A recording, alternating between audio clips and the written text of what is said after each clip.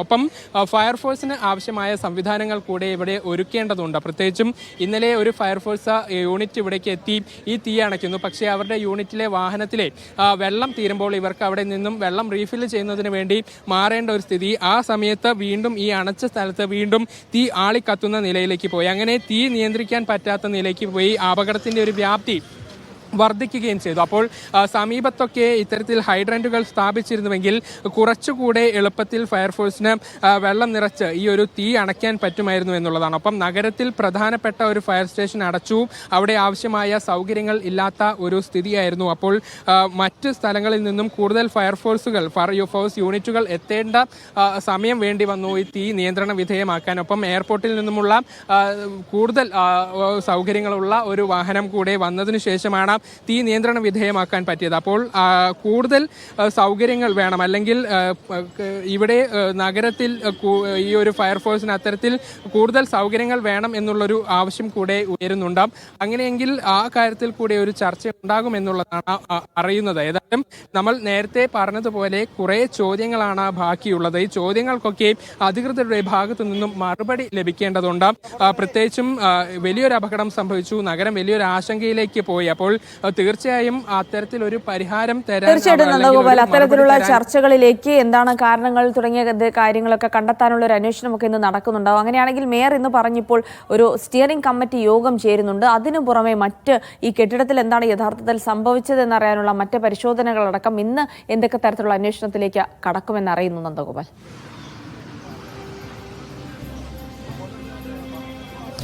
അതായത് ഇന്നിപ്പോൾ 10 മണിയോടുകൂടി ഫയർഫോഴ്സിന്റെ നേതൃത്വത്തിൽ ജില്ലാ ഫയർ ഓഫീസർ ഇവിടെ ഒരു പരിശോധന നടത്തുമെന്നുള്ളതാണ് അറിയുന്നത്.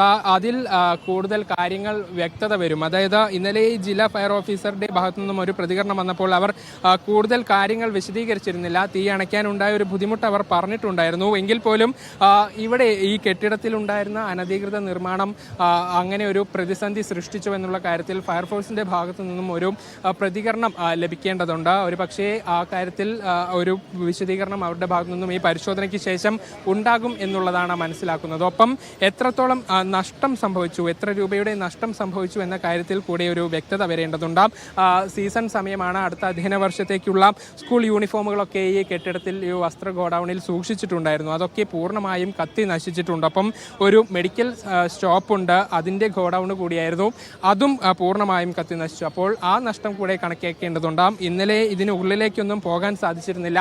ഇന്നിപ്പോൾ രാവിലെ 10 മണിക്കായിരിക്കും ആദ്യമായി ഈ കെട്ടിടത്തിനകത്തേക്ക് പ്രവേശിക്കുക എന്നുള്ളതാണ് മനസ്സിലാക്കുന്നത്. അതിനുശേഷമായിരിക്കും കൂടുതൽ വ്യക്തത ഈ ഒരു അപകടത്തെക്കുറിച്ച്, ഈ അപകടത്തിന്റെ വ്യാപ്തിയെക്കുറിച്ച് ഒരു കൂടുതൽ വ്യക്തത ലഭിക്കണമെങ്കിൽ ഈ കെട്ടിടത്തിനകത്തേക്ക് പ്രവേശിച്ച് ഒരു പരിശോധന നടത്തേണ്ടതുണ്ട് എന്നുള്ളതാണ് മനസ്സിലാക്കുന്നത്.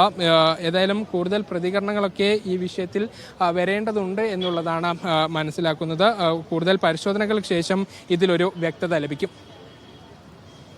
എന്തായാലും ഇതുമായി ബന്ധപ്പെട്ട കൂടുതൽ അന്വേഷണങ്ങൾ നടക്കേണ്ടതുണ്ട് എന്ന് തന്നെയാണ് മേയർ പറഞ്ഞത്. ഇതിൽ ഉദ്യോഗസ്ഥർ കുറ്റക്കാരാണെന്ന് കണ്ടെത്തിയാൽ നടപടിയെടുക്കും. അവരുടെ ജോലി ചെയ്തിട്ടില്ല എന്നാണ് മനസ്സിലാക്കേണ്ടത് എന്നുകൂടെ മേയർ പറയുന്നുണ്ട്. പക്ഷേ ഇത്തരത്തിലൊരു അനധികൃതമായി അശാസ്ത്രീയമായ നിർമ്മാണങ്ങൾ അത് കോർപ്പറേഷന്റെ അനുമതിയോടെ അല്ലാതെ നടന്നിട്ടുണ്ടോ എന്ന കാര്യത്തിൽ മേയർ ഒരു വ്യക്തത വരുത്തുന്നില്ല. തകര ഷീറ്റുകളൊക്കെ കൊണ്ട് മറച്ചതുകൊണ്ട് തന്നെ അവിടേക്ക് വെള്ളം അത് ഫോഴ്സായിട്ട് ചീറ്റി എത്തിക്കാൻ ഇന്നലെ ഫയർഫോഴ്സിന് കഴിയാത്തൊരു സാഹചര്യം ഉണ്ടായിരുന്നു. അത് ഇത്തരം അശാസ്ത്രീയ നിർമ്മാണങ്ങൾ കൊണ്ടാണ് തുടങ്ങിയ ആരോപണങ്ങൾ നേരത്തെ തന്നെ പ്രതിപക്ഷ കൗൺസിലർമാരടക്കം ഉന്നയിച്ചിരുന്നു. നേരത്തെ തന്നെ ഇത്തരത്തിൽ അനുമതി നൽകരുത് എന്നൊക്കെ പറഞ്ഞിരുന്നു, കോർപ്പറേഷനെ അറിയിച്ചിരുന്നു തുടങ്ങിയ കാര്യങ്ങളൊക്കെയാണ് ഈ അവസരത്തിൽ പുറത്തു വരുന്നത്. എന്തായാലും വലിയ വീഴ്ച ഉദ്യോഗസ്ഥ തലത്തിൽ നിന്ന് കോർപ്പറേഷൻ ഭരണാധികാരികളുടെ ഭാഗത്തു നിന്നൊക്കെ ഉണ്ടായിട്ടുണ്ട്. കാരണം ഇത് ആരും കാണാതിരിക്കുന്ന ഒരു സ്ഥലത്തുള്ള കെട്ടിടമൊന്നുമല്ല. നഗരഹൃദയത്തിൽ ആര് വന്നിറങ്ങിയാലും ആദ്യം കണ്ണിൽപ്പെടുന്ന ഒരു സ്ഥലത്താണ് ഇത്തരം ഒരു അപകടം ഉണ്ടായിരിക്കുന്നത്. അത് കോർപ്പറേഷന്റെ മാത്രം ശ്രദ്ധയിൽപ്പെടാതെ പോയത് എന്തുകൊണ്ടാണ് എന്നുള്ള ചോദ്യം വരുന്നുണ്ട്. പലപ്പോഴും അങ്ങനെ തന്നെയാണ് സംഭവിക്കാറ്. എന്തെങ്കിലും ഒരു അപകടം നടന്ന ശേഷം ഇനിയിപ്പോൾ ഒരാഴ്ചക്കാലം ഹോർഡിങ്സുകൾ നീക്കുകയും തകര ഷീറ്റുകൾ നീക്കുകയും ഒക്കെ ചെയ്യുന്ന തിരക്കിലായിരിക്കും. എന്തായാലും ഒരാഴ്ചക്കാലം അത്തരം വാർത്തകൾ കൂടി നമുക്കിനി പ്രതീക്ഷിക്കാം.